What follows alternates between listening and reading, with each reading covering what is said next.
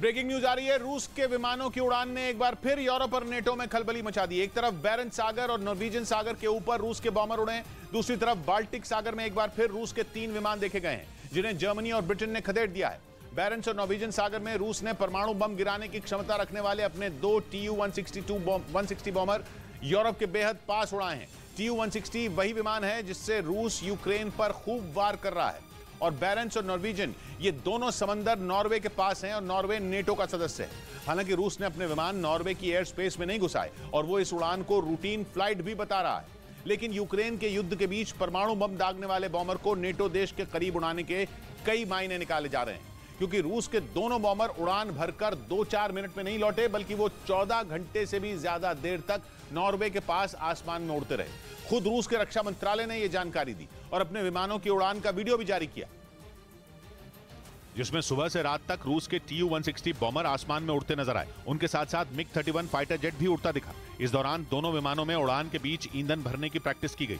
आसमान में विमान में तेल भरना बेहद मुश्किल काम होता है, लेकिन ये जंग के दौरान विमान की क्षमता को कई गुना बढ़ा देता है, क्योंकि इससे हवाई जहाज को ईंधन खत्म होने पर मजबूरन लैंड नहीं करना पड़ता और वो देर तक और दूर तक उड़ पाता है। और TU-160 तो पहले ही बेहद ताकतवर विमान है।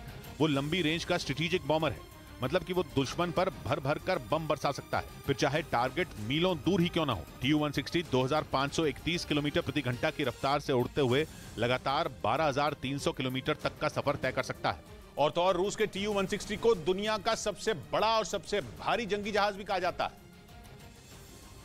ऐसे में अगर रूस यूक्रेन की जंग के दौरान अपना इतना ताकतवर विमान, वो भी परमाणु बम दागने की ताकत से लैस विमान यूरोप के पास उड़ाएगा, तो यूरोप में खलबली तो मचेगी ही।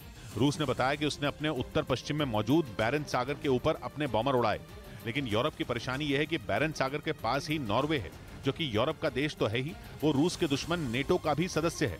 फिर रूस ने यह भी कहा कि उसके बॉम्बरों ने नॉर्वेजियन सागर के ऊपर भी उड़ान भरी और नॉर्वेजियन सागर के तो बगल में ही नॉर्वे है। अब चाहे रूस अपने बॉम्बरों की उड़ान को रूटीन फ्लाइट बताए, उसे पहले से तय उड़ान बोले, लेकिन अपने करीब रूस के बॉम्बरों को देखकर यूरोप के तो कान खड़े हो गए, क्योंकि अभी 14 अप्रैल को भी रूस ने यहीं पर TU-160 बॉम्बर उड़ाए थे। इस बीच बाल्टिक सागर के ऊपर रूस के फाइटर जेट को देखकर ब्रिटेन और जर्मनी समेत कई देशों में हड़कंप मच गया।